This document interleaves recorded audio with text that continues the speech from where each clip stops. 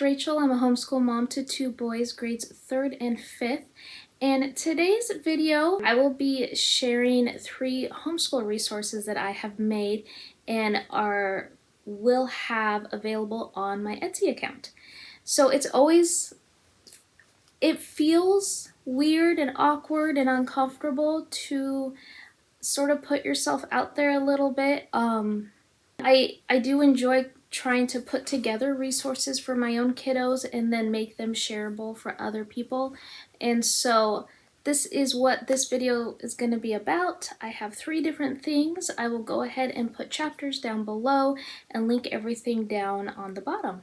First resource that I have are the elective trackers that I talked about on my last video for my middle schooler. He is going to be doing piano and typing, and we are going to attempt to do 60 hours each semester for those. And so what I wanted to do was make a tracker for him. So here is one I made for him, and I have broken this down into 120 areas to fill in. Each area will represent 30 minutes spent, so there is a total of 60 hours represented here on this. So I've done a piano one for him. The other one I have is he will be doing typing, so I have that one available. And then what I did is I went ahead, and again, all of these have 120 different areas. This is specifically for tracking 60 hours for an elective. I went ahead and made a few extras, and I am going to be putting them on my Etsy account as a bundle. So there are 6 different styles or looks, and so they will be all sold as one on my Etsy account. Here is a book one, so there are 120 books there. I did want to do a generic one, so this one is just 120 squares. Here's a stained glass window one. And then the last one is a puzzle. So I will be having all 6 of these elective trackers selling as a bundle on my Etsy account. The next item I have is something I actually made probably maybe 4 years ago, and I still had it around.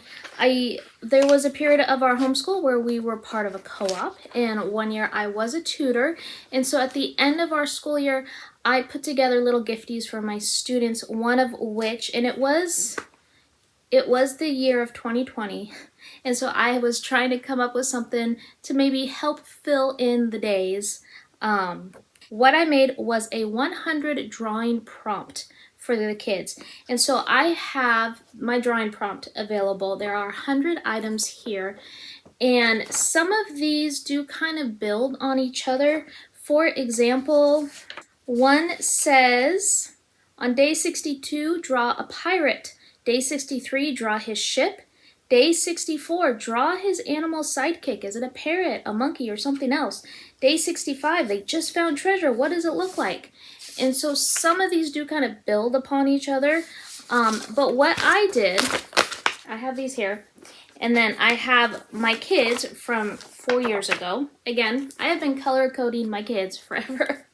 But what I went ahead and did was, it's kind of a different font here, but it's the same list.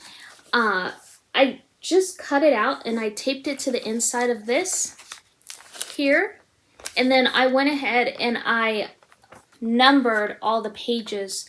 And so this was just something that I was able to, I made one of these for each of my students.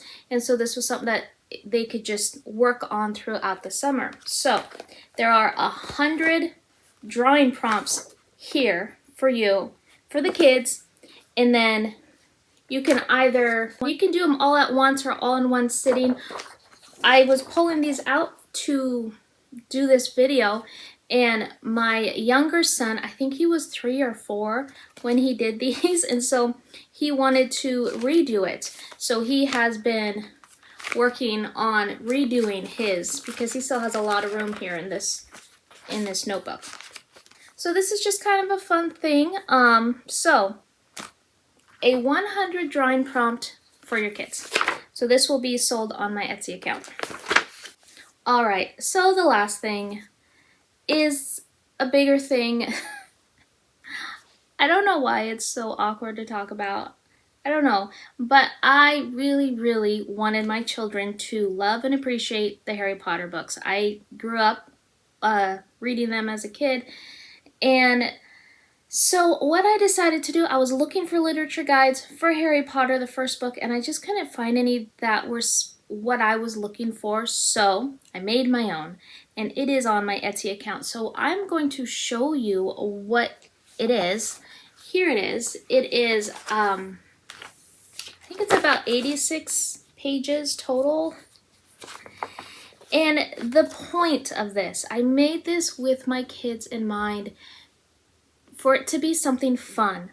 This is not a type of literature guide that's gonna have your kids doing like a math problem or write an essay. There are a couple maybe things in here that you could say these are kind of a school thing, but that was not my intention when I made this. And when I first started to make this, I got a couple chapters in and I had a friend who said she might be interested in it, so I started to make a shareable version. And so that is what I'm going to be showing you, is the shareable version. This is for Harry Potter and the Sorcerer's Stone. This is book 1, and I am currently working on book 2. So we'll see how long that took. This right here, to read the book, to make the plan, to make the pages, took me about a month and a half, but I was super focused. So I don't know if I'll get through book 2 as quickly, but I want to show you basically what's in it. Now, the idea of this also is a print and go. There is no crafts. I am not a craft mom. But if you're a craft mom, I know that there are a lot of wonderful, wonderful ideas on Pinterest, but that is not what this literature guide is. There are a lot of activity pages, there's a lot of coloring pages. I'm going to go over what's included, and then I'll go ahead and show you and I'll go ahead and show you a flip through.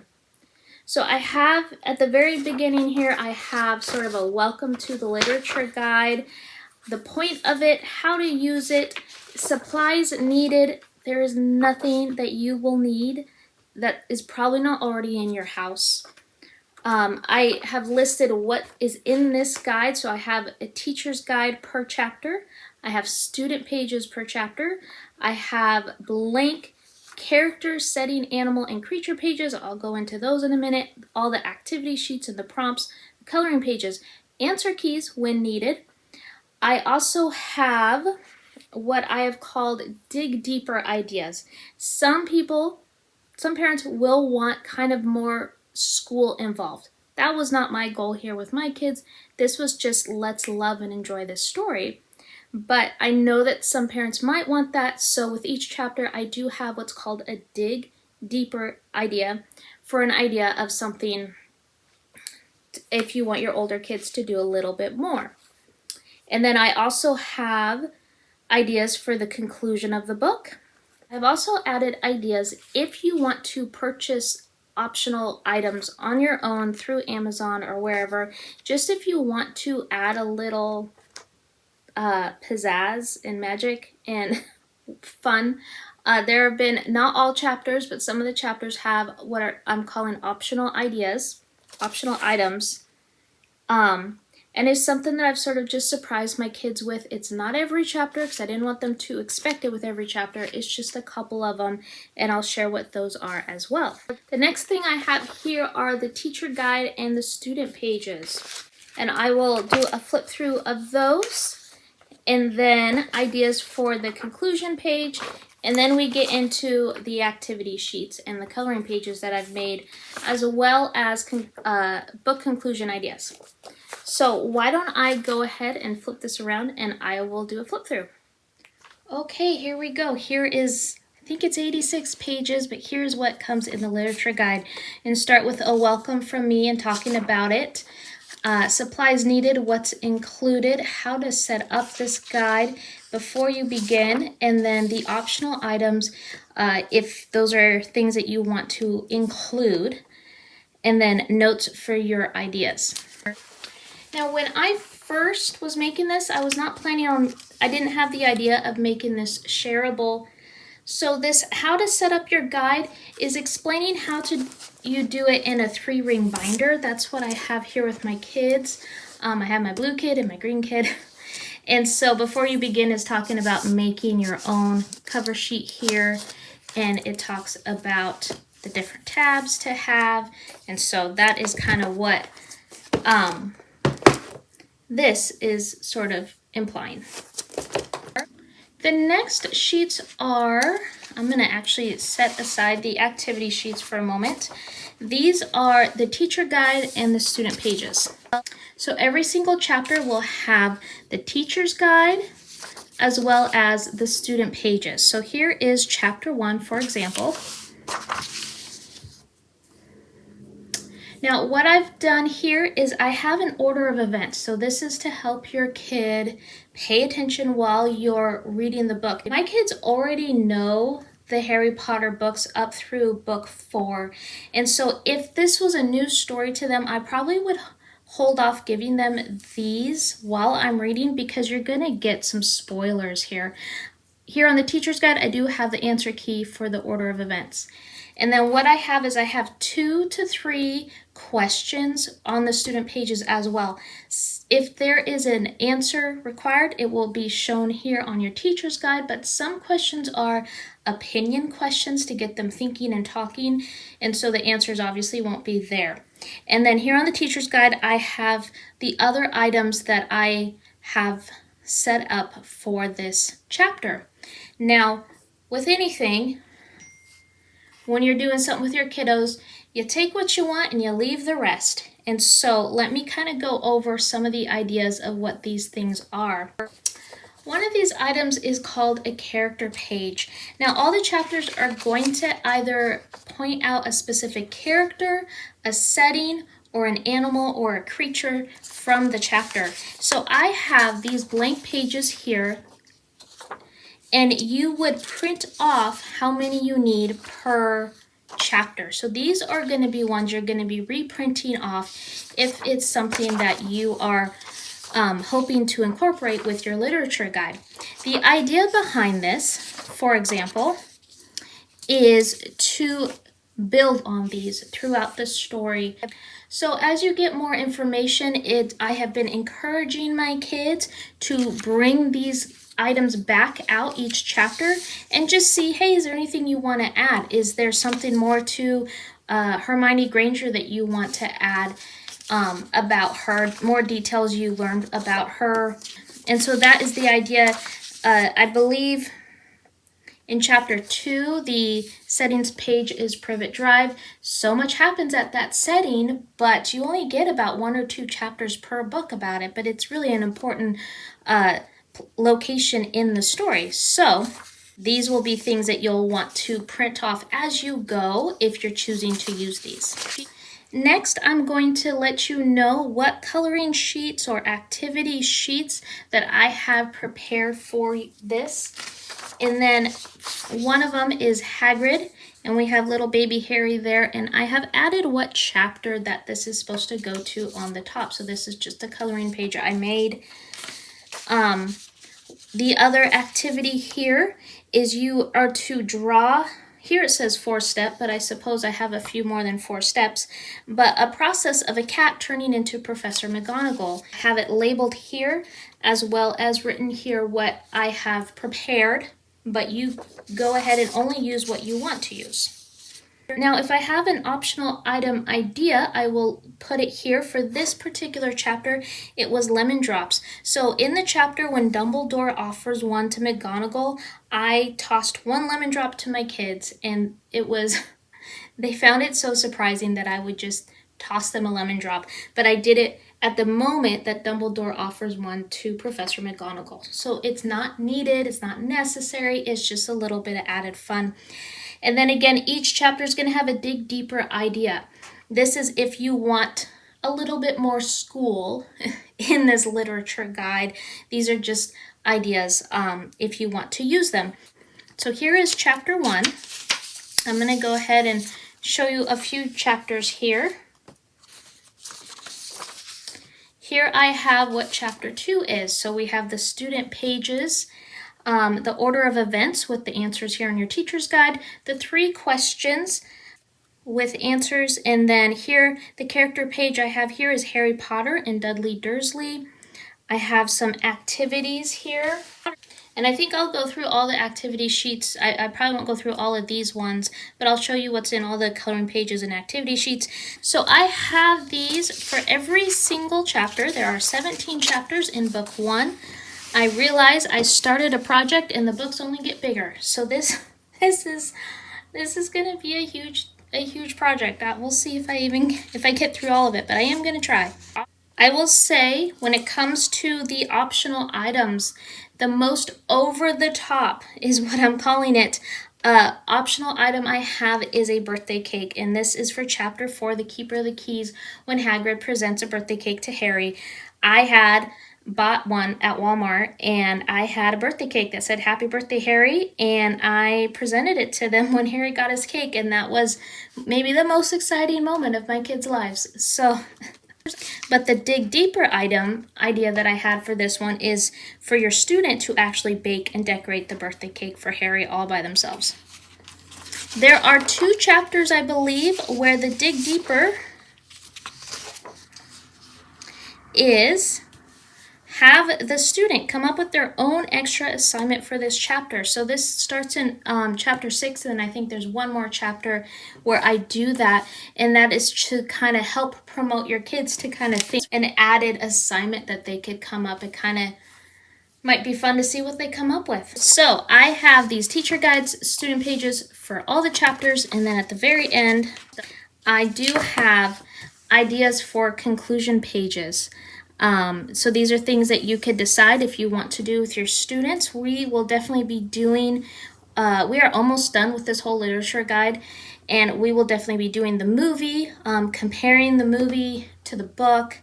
And since we're right here, I will show you the conclusion activities that I have included. One is create another Hogwarts house, so they would pick all of these items for themselves. I have a few bookmarks that I've made for them. I would suggest laminating after they've colored these. I have a conclusion page. I have list 3 conflicts from the book and how they were solved. And if you have younger kids, they could possibly draw it. And then write a summary of the story, beginning, middle, and end. So these are the 4 conclusion page ideas that I had. Alrighty, Roonies, we're going to go ahead and go through the activity and the coloring sheets that I've made. So chapter 1, I have a coloring sheet of Hagrid with baby Harry Potter. And then you will be doing a comic strip that's in the teacher's guide. And this is also, again, for chapter 4.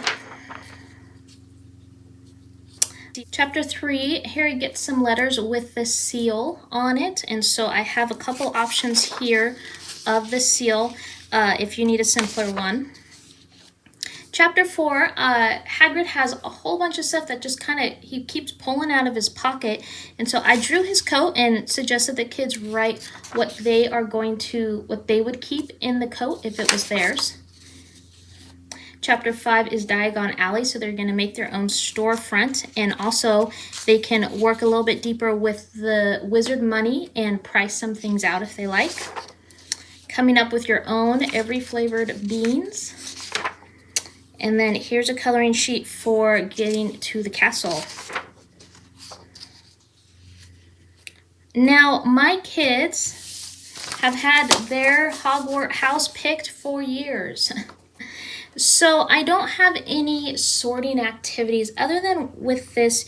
You could get a, if you get a paper clip and a pencil, you have your pencil and your paper clip and you just kind of flick it and then it would land wherever. But honestly, Pinterest is going to have a wonderful selection of ideas for what works best for the amount of effort that you're going to want to put into it. For us specifically, my son, I think he was 4, had a Harry Potter birthday party, and everybody sat on a stool. We had a makeshift sorting hat that got fitted on our heads, and everybody took a random cupcake, took a bite one at a time, and there was a hidden color within the cupcake. So those have been the set Hogwarts houses since then. Here is the food just appears in the Great Hall, and so the kids are encouraged to add what they would want to just appear for food. And I believe this is making your own house crest. I have a match the professor with their class. Here's a coloring sheet for the potions class. I have a little code here to go. We kind of learn a bit about finding out the fat lady in the portrait for the Gryffindor Tower. Here is a who said what. I do believe I wrote somebody's name, misspelled somebody's name. I think it was on here, so I'm sorry about that. Also, I will say, I didn't realize Procreate you could type out things until really late in the game. So most of the beginning of these activity sheets have kind of me trying to do my own handwriting. So it's a little campy. Here we have chapter 10. We're learning about Quidditch. So we have the 4 positions and the balls that they are part of, or the keeper there. Draw your own jersey. So a couple ideas here of things that they could add. Here is a coloring sheet, as well as all 3 of the Quidditch balls are hidden in here. So it's also try and see if you can find all 3 of the balls. Here they're encouraged to make their own banner and decorations for their Hogwarts house. Design your own Christmas sweater, because Harry got his own from Mrs. Weasley.